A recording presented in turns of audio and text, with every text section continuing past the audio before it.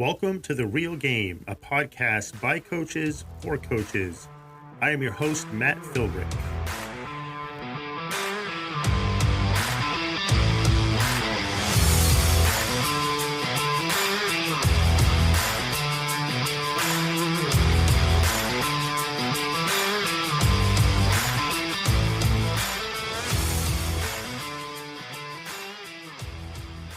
Welcome to this episode of The Real Game. I am joined today by a special guest. His name is Nick Fuller. Nick, it's good to have you on the show today. I'll let you introduce yourself here briefly in just a moment. I have been wanting to have somebody in the world of sports psychology on the show. As you know, I haven't had the opportunity to do so yet. I did a quick Google search and Nick's name came up. Nick is located not too far from us here in central Pennsylvania. I'm super interested to hear Nick and his piece of kind of how he relates to the world of sports and athletes and helping athletes cope with different things that they're dealing with. As a coach myself, there are questions that I have about, the psychology of sports and helping kids over mental hurdles and things like that. So Nick, it's great to have you on here. Nick actually has a website. It's called the tacticalmindllc.com. So if you want to check that out, the tacticalmindllc.com. Nick, tell us a little bit about yourself. Just introduce yourself here a little bit. Tell us a little bit about your journey into this world, kind of how you started and what you're doing now. Yeah, thanks for having me on. I am in central PA, like you said. I'm in a small town called Lewisburg, Pennsylvania. I think the closest landmark would be State College, about 45 minutes west of here. By trade and training, I'm a sports psychology consultant. So what that means, I think we can all know the word psychology, helping work with the mind and the brain, and then we add sport in front of it. So all day, every day, all I do is I work with athletes, helping them on the mental and the emotional side of the game. I always say I think coaches do a phenomenal job of training the physical and the technical side. Mm-hmm. And if we want to be a holistic athlete, I really think we need to bring all four things together, where it's not just the physical and the technical side, but it's also the mental and the emotional side as well. And so, like I said, all day, every day, all I do is I work with athletes, helping them get a better handle on the mental side of performance. And so I'm the director of sports psych at two different universities up here. One's a D1 school and one's a smaller D3 school. And then besides that, I work with top level athletes from all over the country on the Olympic level, the professional side, a lot of high school kids looking to make it to the next level, et cetera. So that's kind of, in a nutshell. Yeah, that sounds super interesting. Can you provide us with just an overview of the role of a sports psychologist and how they contribute to athlete performance and well-being? Yeah, when we look at the mental side of sports and how it contributes to the well-being, I think it's huge. When I talk to athletes, like I said, I talk to athletes all day, every day, and it's amazing the things that go on in their minds when they take the field. Sure. How our mind can set us up for success or how it can set us up for failure. Mm-hmm. And if our mind's setting us up for failure, we typically don't have a lot of tools, right, to help us overcome it. Mm-hmm. When I talk to athletes, they'll say, I talked to my parents beforehand, and they'll say, hey, just don't worry about it. It's only a sport. Yep. I see you smile a little bit. So yep. I'm going to guess that you can probably empathize with those students, those athletes in those moments where, sure, hearing that, it sounds great. Yeah. But it's probably not going to help them perform any better when they just say, don't worry about it. It's only a sport. Right. Oh, geez, why didn't I think of that? Sounds so easy, right?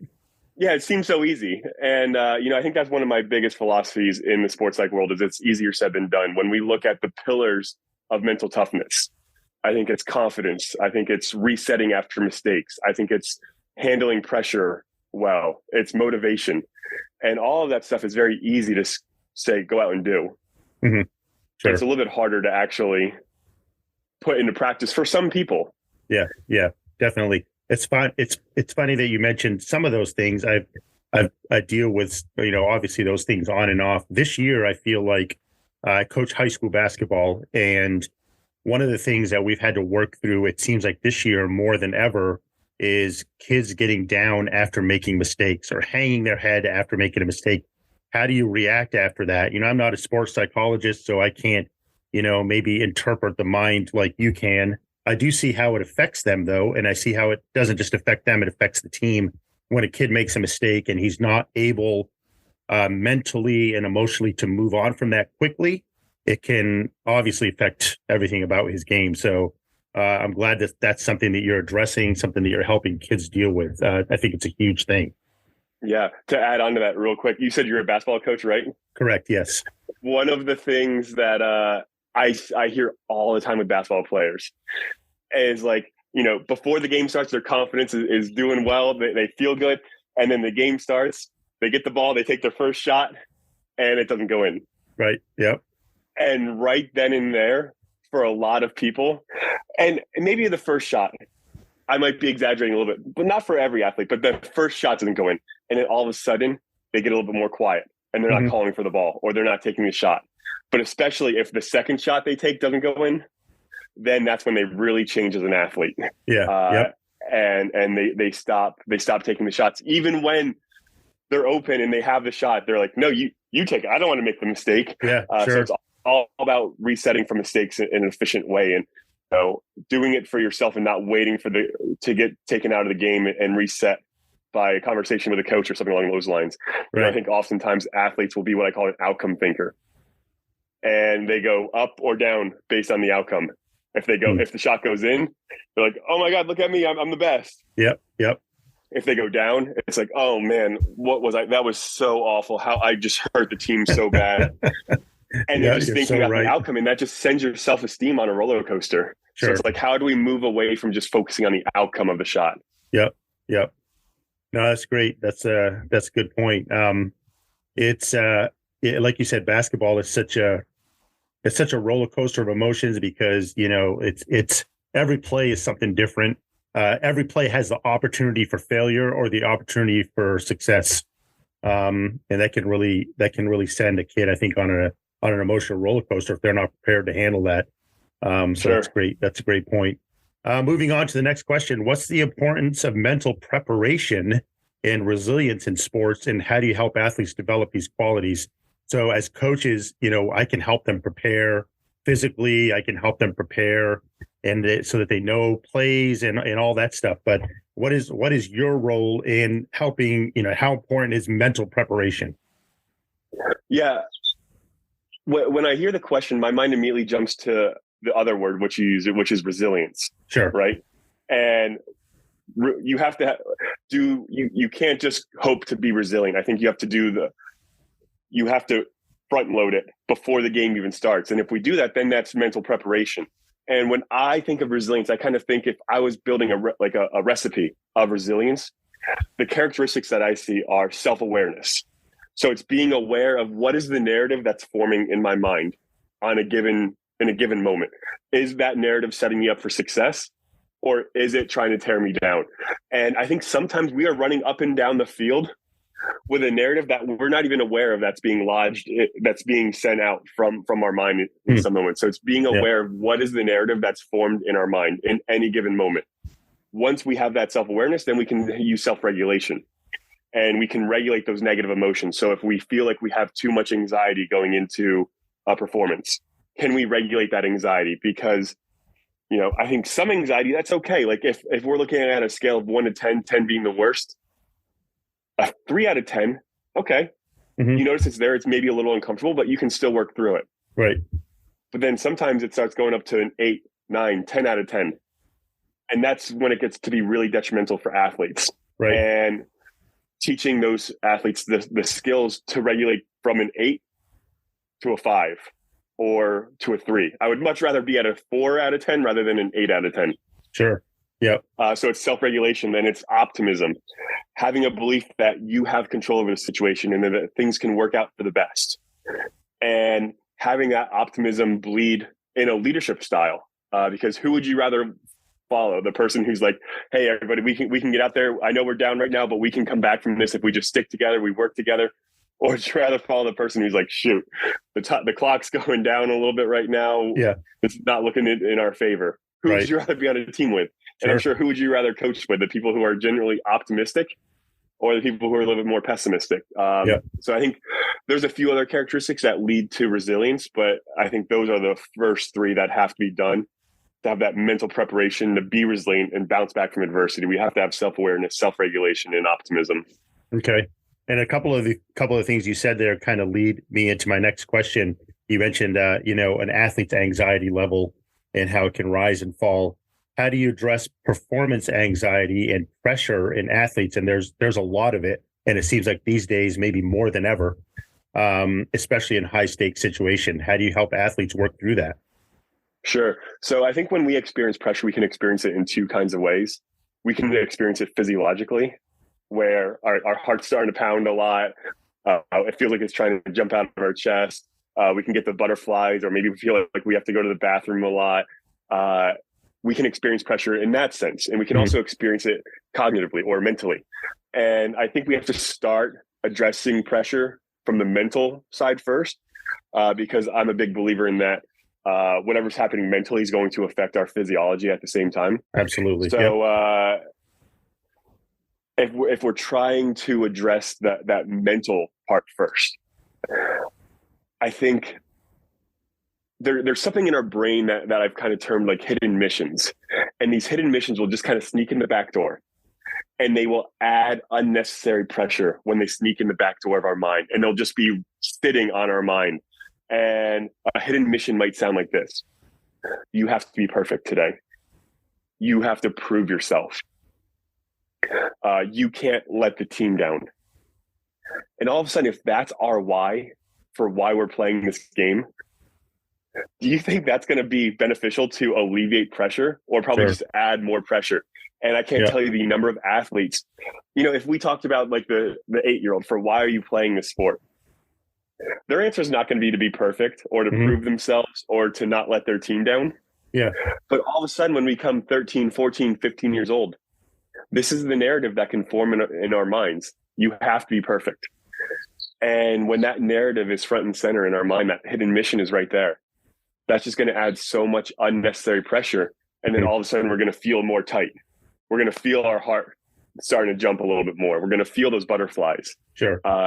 And then, there's things that we can do from a physiological level. Like, I think the first thing that a coach or a parent would say when they see their athletes starting to get a little getting affected by the pressure, they say, hey, take a deep breath. Right. And so taking a deep breath is wonderful to alleviate the physiological aspects of pressure. But I think we have to first know what is the narrative that's going through our brain. And if we have one of those hidden missions, and then taking the right kind of tactical breath. So down into your belly to kind of turn down that fight or flight response. Okay. That's very interesting. And you mentioned, athletes when they get to be 13, 14, 15. So that's kind of transitioning from middle school to high school. Do you think that pressure is self-imposed, or do you think they start to feel that more externally at that age from parents, coaches, fans? Where do you think that comes from? So I think around the age, so it differs for every person, but the way that we explain the world to ourselves really takes a drastic change from, it's very different from the ages of 5 to 10 to 10 to 15. We start explaining the world very differently to ourselves. And unfortunately, as we start explaining the world and how it works, we're very prone to falling into what the psychology world would call cognitive distortions, or what we could just call errors in our thinking. And when we have these errors in our thinking, we might start thinking that, every problem that the team encounters is my fault. And so if we constantly think that every problem that the team encounters is going to be my fault, then we were going to be more prone to thinking like, I have to be perfect so I don't let this team down. But it's all about how there's a shift at around age 10, 11, where we start explaining the world more differently to ourselves. And I think that's probably the bigger reason. Okay. Interesting. In your experience, if you view an athlete, if you see an athlete that has a complete winning mindset, what are some of the key psychological factors or benchmarks that are present there in those athletes? Yeah. So I'm thinking, as you were talking about that question, I was thinking back to some of the athletes that I work with who are all Americans, either at the high school level or the collegiate level. And I'm going to answer that question anecdotally, just from the things that I see from the athletes who maybe want to get a starting spot on the team versus the athletes who are trying to be the best in the country. And so when we look at that kind of winning mindset, the first thing that comes to my mind is they have a complete emphasis on the team. Every single top level athlete. And, when we watch SportsCenter and you see the post game interviews, I used to always think like, oh, they're just being media trained to talk about how important it is to have success for the team. Right. But then I start talking to these athletes one-on-one and I go, oh my goodness, like, no, they really are just so team centered. They're moving away from the I and moving to the team. Now, sometimes I work with athletes who are on the individual side. So that's a little bit different. But for those athletes on the team side, it's all about the team.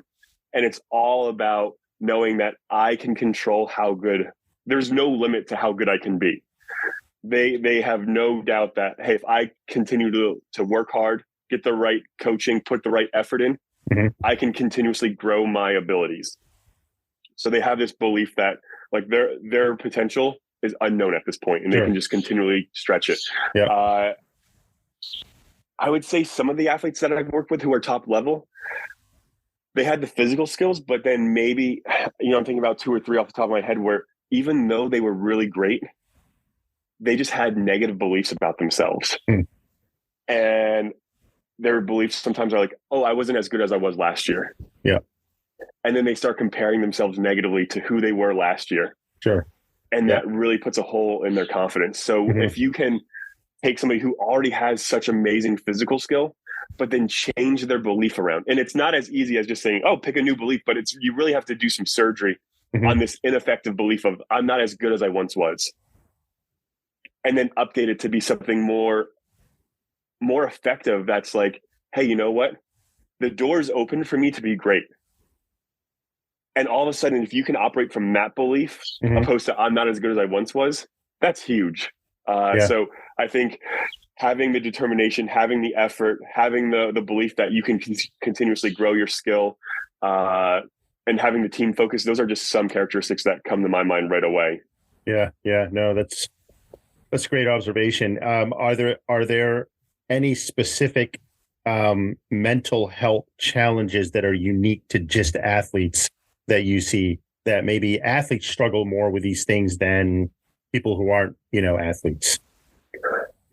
When we look at the research, so the biggest mental health concerns facing kids right now, teens, but it also goes up to adults as well, anxiety and depression, right? And these are clinical levels of anxiety and depression where there's you can diagnose it, and you're not just saying like, oh, I feel anxious, but it's like clinical anxiety, clinical depression.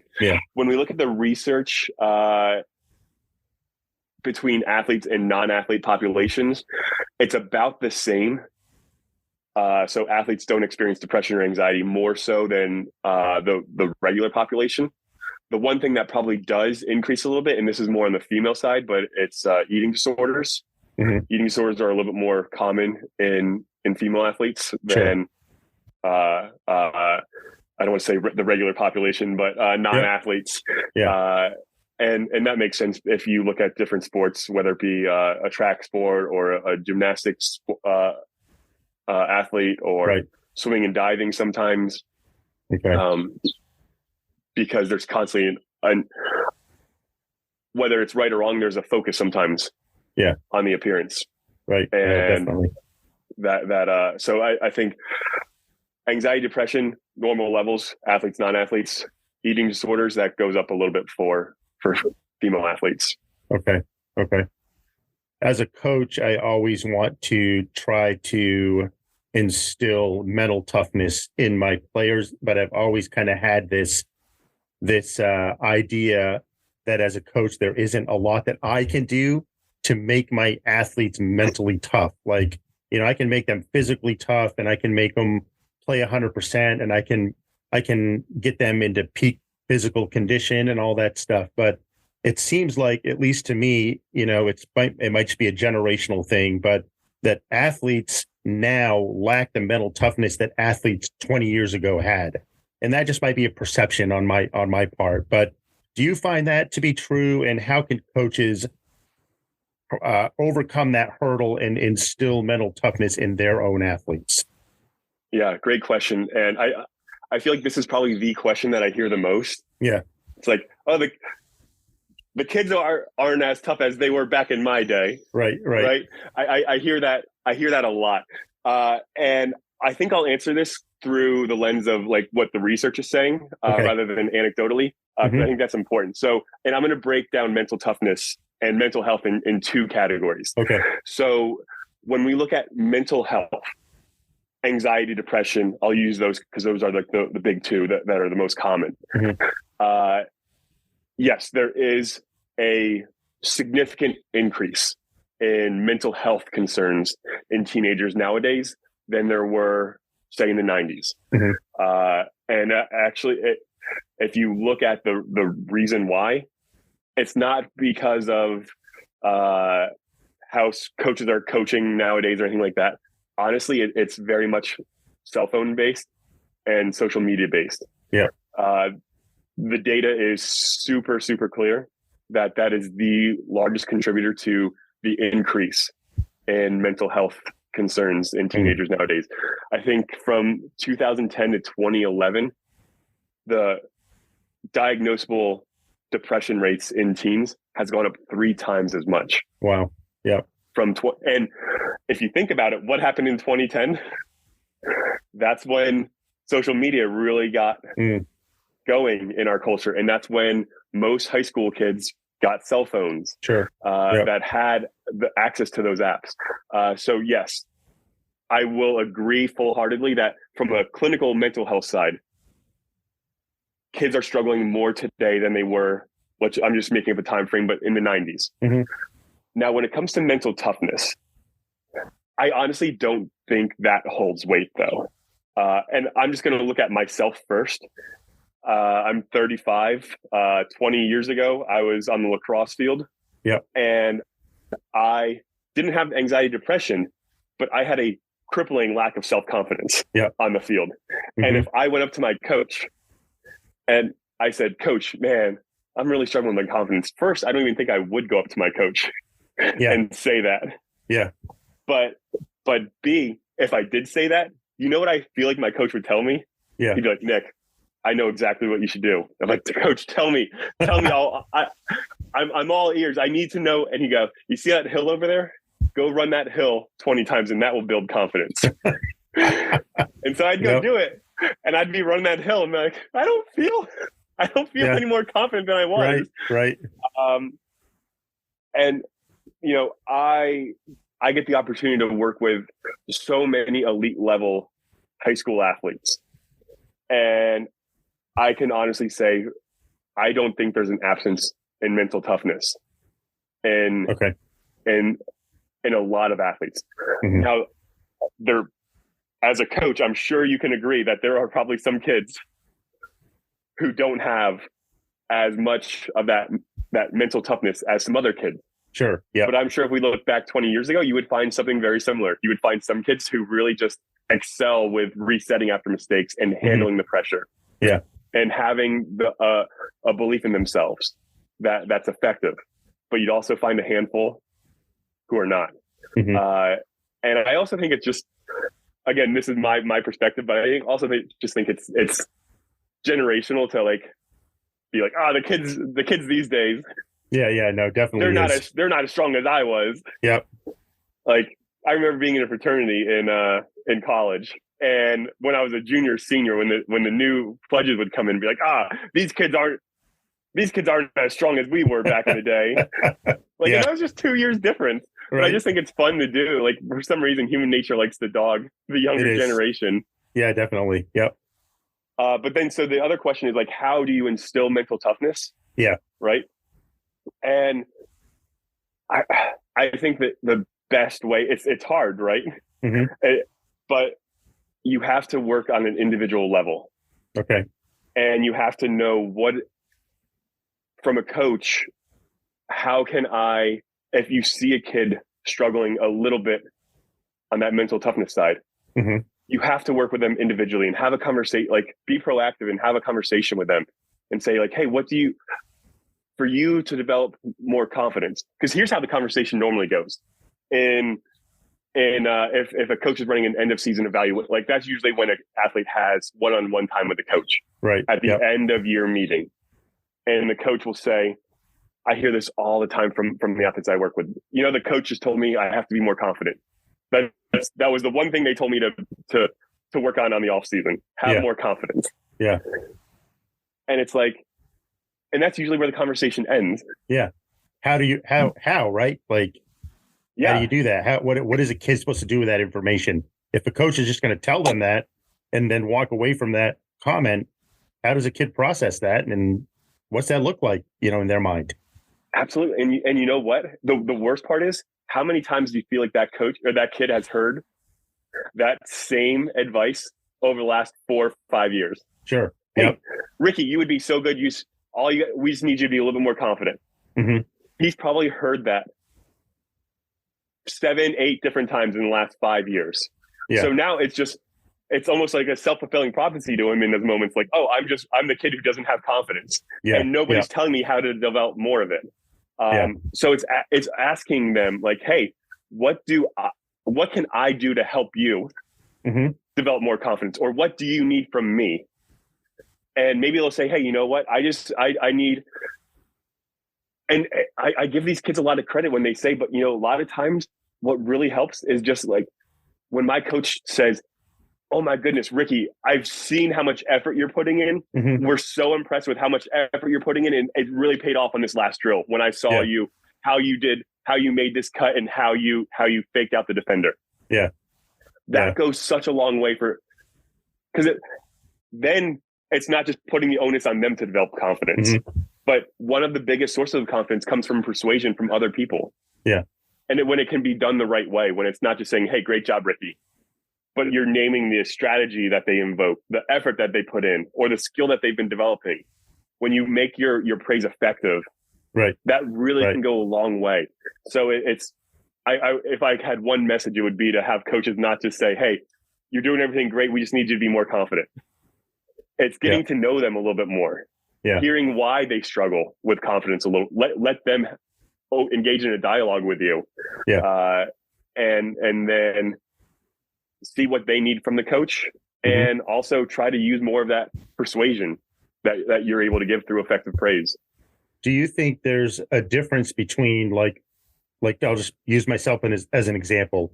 If I were to tell a kid, like you mentioned a couple times, hey, just be more confident, you need to be more confident, but not really give them the tools to do that, as opposed to me saying to them, just go out and play with confidence and don't worry about what the result is.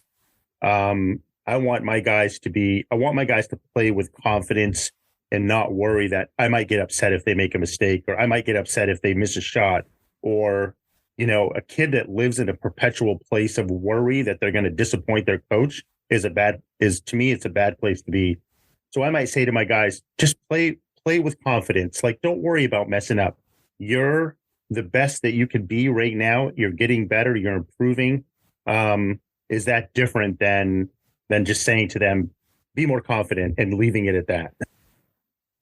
I love that phrase. The only thing I would make sure that you want to double check on is that are your actions backing those words up? Sure. Yep. Because I hear it all the time from the athletes that I work with. My coaches say, we're okay with failure. Failure means you're growing. Failure means you're learning.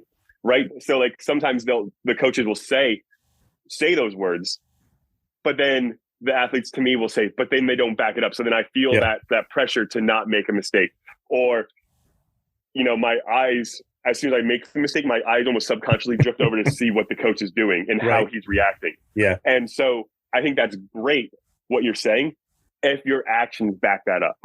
Yep. Because then if they don't, I think you then lose trust with that athlete, because they're saying one thing, but then their actions are doing something completely different. Right. So I think for coaches, it's just taking a little bit of self-awareness check-in and saying, are my actions supporting what I'm saying to my kids? Yeah, I completely agree with that. And I think that's probably one area that I fail in the most as a coach, is trying to communicate to my athletes that mistakes are okay, but then having the look on my face when they make a mistake be that of, it really is okay. Like, you're fine. It's good. Instead of, man, I'm just, get caught up in the heat of the moment. And I wish you hadn't have done that, is difficult as a coach. But it is a great reminder from you that if we're going to say that, we definitely need to back that up with especially how we react to certain situations. And sometimes how you react, it might just be because you're like, oh, that was so close. Yeah. Right. But for that 13-year-old, when his eyes subconsciously look right over to you. Yeah. And we already talked about how they when they start explaining how the world works to themselves, they can start taking every ambiguous situation as, this is my fault. Yeah. And you see coach reacting that way, he's gonna get a little bit more reserved in those moments, or his confidence might be wavering a little bit. So it's definitely trying to check those reactions and figure out how do I best back up that statement with my actions. Right. And we could probably spend a whole episode just talking about body language. And body language, not just in athletes, but in coaches, the tremendous communication potential that body language has is a huge thing. So anything else you want to leave us here with, Nick, today? This has been a great episode. It's been super informative and super relevant. Any just parting words of advice before we close things up? I wish I had something top of mind. I don't think I have any. I don't think I have anything at the top at the moment. But thank you so much for having me on. And I appreciate what you're doing with spreading the word on sports psych. And because again, like 20 years ago, I would have loved to go talk to somebody to help me with what I identified as that crippling level of self-confidence. And so I'm glad the sport's growing, and I'm glad there's people like you who are, this field's growing, and I'm glad there's people like you trying to spread the word on athlete mental health. I appreciate that. And if anybody wants to reach out to Nick, again, his website is thetacticalmindllc.com. It's Nick Fuller. Nick, thanks for being on with us today. I appreciate it. Maybe we can have you back on here at a future date sometime. I would love that. All right. Have a good one. Thanks. I hope you've enjoyed today's episode of The Real Game. In one of his comments, Nick referred to top-tier athletes today as being team-centered. So I'd like to leave you with this quote today by Coach Bill Belichick of the New England Patriots.